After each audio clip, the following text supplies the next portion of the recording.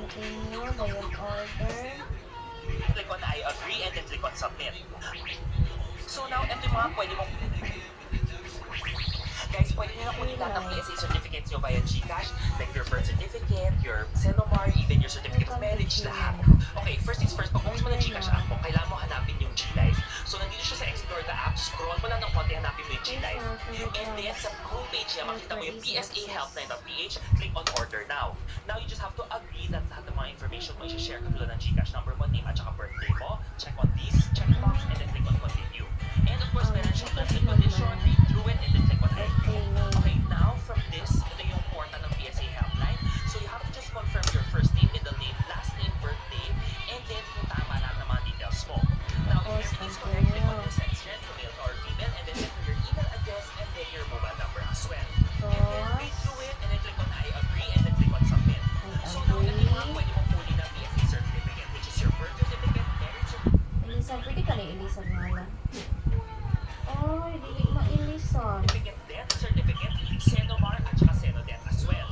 Now, for example, Your gusto name mo and ng birth birthday. This certificate ko, information pwede mo is i-request from for yourself, father, Regitas mother, son, Customer or even Report. your daughter, and then you have to select ano yung purpose of your request. Hindi, dili So, for siya example, ma-Elisa gusto ko og passport laing to pangalan. employment. Now, for example, gusto ko kasi mag-apply for my visa, I'll click on passport or travel, and then click on Spain or the country that you're going to apply.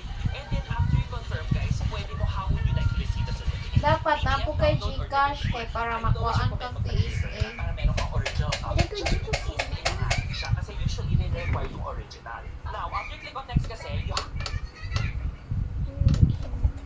Dili ka pwede makuhaan din. Kay ang tag-iyara sa GCash ang pwede. Kasi di dapat anak ko ano. Kasi di na Are your name and birthday correct?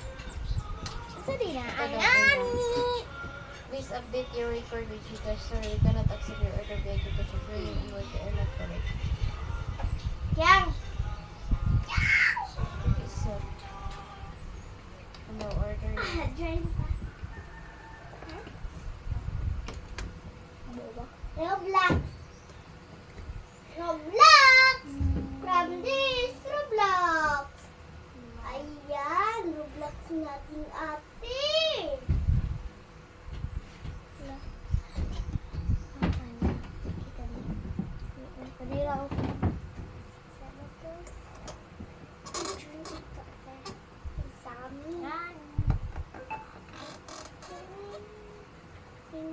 Kaman daw ba sinog na is tutorial anis?